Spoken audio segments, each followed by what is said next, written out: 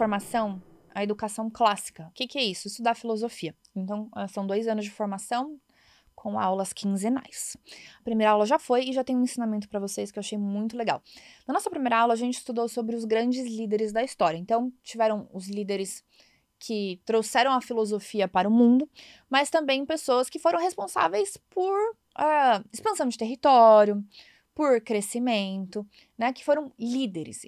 Foi até engraçado que eu fiz um questionamento, o Kai até me perguntou assim, me falou, toma cuidado da forma como você pergunta, para não parecer que você tá sendo mimizenta, mas eu queria entender, eu até perguntei no grupo, eu falei, cara, como é que a gente difere uma pessoa que expande território, que domina lugares, que até causa guerra, causa morte, podem ser considerados como algo positivo. Qual que é o limiar disso, né? Porque na história tem várias pessoas nessa situação que foram considerados como heróicos, como líderes, e por outro lado, pessoas que foram consideradas como opressoras, enfim. Isso é filosofia, né? A gente começa a se questionar em relação a essas coisas. Estou nesses debates com meus amigos de filosofia, nossos amigos estudantes, né? Mas não é disso que eu quero falar. Uma coisa que eu quero falar que eu achei muito interessante, eu peguei a lógica, um pouquinho da lógica do caos entre tanto os líderes filósofos, quanto esses líderes que estiveram à frente de diversas expansões de território, dominações, expansão de exército, conquistas e tudo mais. E uma coisa foi muito incomum com eles. E é uma coisa que eu aprendi dentro do marketing de rede e eu quero trazer para vocês. E uma vez a minha chefe, Tânia Reis, me falou isso quando eu trabalhava na GE. Ela falou assim, grave essa frase, você nunca terá a possibilidade de crescer se você não tiver pessoas melhores do que você abaixo de você. Eu vou repetir, prestem atenção. Você nunca conseguirá crescer se você não tiver pessoas abaixo de você, ou seja, sendo lideradas por você, que tenham a possibilidade de ser melhores do que você. E aí você fala assim, Fabi, não entendi. É justamente essa a sacada do podcast de hoje, da gente destrinchar um pouco mais disso. Isso vai ajudar para vocês, vai ajudar nos seus relacionamentos, vai ajudar na sua maternidade, na sua paternidade e vai ajudar principalmente no seu trabalho. Existe uma dor inconsciente do ser humano de escassez. Então, se eu ensinar muito, se eu deixar a pessoa muito grande, se eu deixar a pessoa muito incrível, se eu passar tudo para essa pessoa, ela vai me passar, ela vai ser superior a mim.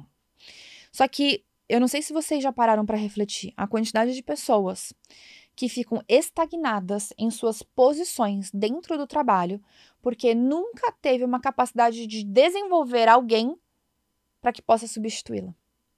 É aquela pessoa que ela fala assim, eu não posso tirar ela dali, porque não tem ninguém que consiga fazer o trabalho dela. Ela é tão boa, que não tem ninguém que consiga fazer o trabalho dela. Então, ao invés dela poder crescer, ela fica estagnada naquele lugar. Por quê? Porque ela não duplicou pessoas melhores do que ela. E até o Rodrigo Berkenbrock, que é um amigo meu, vai estar aqui hoje no escritório, eu dei um abraço nele. Ele postou uma frase esses dias que eu falei, nossa, tinha que ter tirado o print dessa frase. Que ele fala que o papel da liderança não é você formar seguidores. O papel da liderança é você formar mais líderes.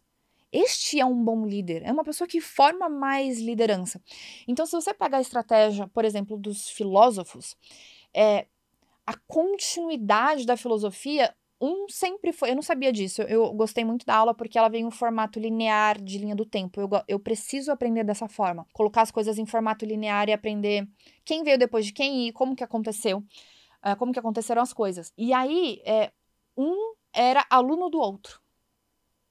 Então, uma forma de você manter a sua cultura, de você manter o seu legado, é você ir passando por gerações os seus aprendizados, você treinando, você desenvolvendo pessoas para que elas tenham a capacidade de te superar. Porque se só você for bom, você está preso na sua capacidade. Eu falava isso muito nos nossos treinamentos, né, no marketing de rede. Se só você sabe treinar a sua equipe, você não tem um negócio, né? A gente tinha que treinar, ou até se só você sabe vender, ou se só você sabe fazer as coisas, pensa para que você é um empreendedor, né? Às vezes uma pessoa que tem mais uma necessidade de controle.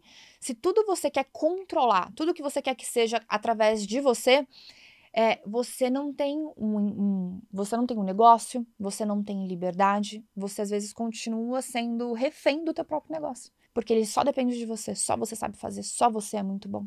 Então, se você não tem a capacidade de soltar um pouco deste controle, você treinar pessoas, você desenvolver pessoas, você capacitar pessoas, você dá espaço para as pessoas crescerem, para elas tentarem, para elas errarem.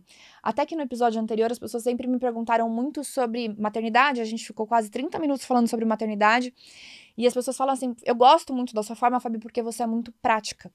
Eu sou uma pessoa que eu não sou apegada a este nível de controle. Pelo contrário, eu acho que isso é uma qualidade tão boa minha que em alguns momentos isso vira um defeito. Talvez eu deixe as pessoas soltas demais para que elas tenham espaço para crescer e para que elas possam se jogar no mundo. Até a Mayara tá aqui do meu lado, ela tá balançando a cabeça, assim. Ela começou a trabalhar faz quanto tempo, Má? Um mês. Se ela me viu no escritório 4 vezes, foi muito. Mas vai conquistar o mundo, vai criar suas percepções de mundo, vai criar a sua visão, vai conquistar o seu espaço, vai se desenvolver. Você vai guiando, você vai direcionando.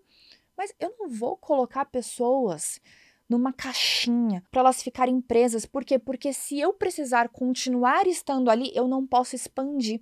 Então, um dos grandes líderes que vieram na sucessão, eu tô ensinando coisa que eu acabei de aprender recentemente. Então, se eu falar groselha, vocês relevem. Mas pelo o que eu me lembro, e minha memória não anda muito boa, Aristóteles ensinou Alexandre o Grande. Fábio, confirma se foi isso mesmo aí. Mas eu sei que Felipe, pai de Alexandre o Grande, ele falou assim, isso é uma coisa muito legal. Eu quero o melhor para estar ao lado do meu filho. Isso é uma coisa muito interessante até para dentro dos negócios. Às vezes a gente quer começar com a mão de obra mais barata pela falta de dinheiro, por falta de caixa, por conta de falta de fluxo.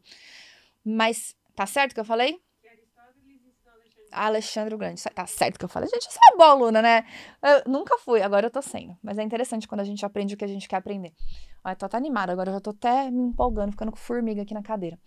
Mas são duas grandes percepções. Um de você buscar sempre os melhores, então você já começa da forma correta, porque depois, se você já não começa com os melhores, você patina muito mais. Vale a pena você dar início com os melhores, né? Tem até uma frase muito famosa no mundo dos negócios que é senior come first. Então, as pessoas mais seniors, que têm mais experiência, elas chegam primeiro do que as pessoas júniors para ajudar a montar equipe, para conseguir ajudar a estruturar. Isso foi uma estratégia que Felipe fez com o filho, Alexandre o Grande. Então, ele se cercou dos melhores para ajudar na formação e na educação do filho. E tanto é que Alexandre virou essa história, né? Se tornou essa pessoa que é falado até hoje, o nome dele está em todos os cantos. Se é certo ou se é errado o que ele fez, aí a gente vai para um campo de debate filosófico, mas não é essa a questão. E o que ele fez? Fora se cercar das melhores pessoas para estar ao lado dele, para ele conseguir progredir, a forma dele de conquistar pessoas foi sempre na formação. Então, 5 anos antes de uma nova expansão ou de um novo domínio, ele já estava formando pessoas para que a partir do momento que ele dominasse um novo território, ele teria uma pessoa treinado na cultura dele, nos pensamentos dele, no legado dele, para tomar aquela região. Imagina se cada região que ele tomasse, ele precisasse ele ficar ali, ele fazer o trabalho, ele não ia conseguir se duplicar. Ele não ia conseguir crescer da forma como ele cresceu. Ele não conseguiria expandir da forma como ele expandiu. Então, até pensa assim, como que eu posso levar isso para a maternidade? Se você é tão possessiva, se você é tão controlador ao ponto que você não dá espaço para os seus filhos tentarem, para os seus filhos crescerem, para os seus filhos aprenderem, aí que vocês falam da minha praticidade, eu dou espaço para eles terem a independência, deles colocarem isso em prática. Então, por exemplo, o cabelo da Bela, eu não lavo desde os 4 anos de idade. O tempo que ela tá lá lavando o cabelo dela, tomando banho, eu ganho esse tempo para poder fazer outras coisas. Então, incentivar a independência, mas através de uma educação. Então, não é que ela foi largada, ela foi educada para ela ter essa independência. Ela foi ensinada, ela foi doutrinada para conseguir ter essa independência. Então, quando as pessoas perguntam assim, pô, Fabi, como é que você consegue sentar na tua casa e você parar para ler um livro, porque eu doutrinei as crianças em relação a limites, em relação do que eles podem fazer, do que eles não podem fazer. Às vezes eles passam desses limites porque eles são crianças, eles estão num processo de educação. É uma das coisas que as pessoas confundem, cobram de crianças para serem educadas, mas elas estão em um processo de educação. A gente tem que cobrar isso dos adultos, mas pelo visto não foi toda a educação que deu muito certo. A gente não precisa entrar nesse quesito, né? Então, quando você dá espaço para as pessoas terem autonomia, para elas terem uma autoridade sobre a própria execução, sobre o próprio domínio, sobre o próprio crescimento, você ganha tempo. Você tem capacidade de expandir mais, você tem capacidade de crescer mais. Por que você ganha tempo? Porque não é só mais as minhas 24 horas. Eu tenho as 24 horas da Bela, eu tenho as 24 horas do Theo, eu tenho as 24 horas da Mia, mas aqui eu tô falando na minha casa, mas e dentro da minha empresa? Se eu consigo expandir, se eu consigo treinar, se eu consigo deixar as pessoas boas, se eu consigo passar meu conhecimento, se eu consigo deixar essas pessoas incríveis. Cara, se você tem 5 funcionários, é o seu tempo vezes 5. Se você tem 20 funcionários, é o seu tempo vezes 20, então você começa a ganhar tempo. Então, não levem para a vida de vocês que você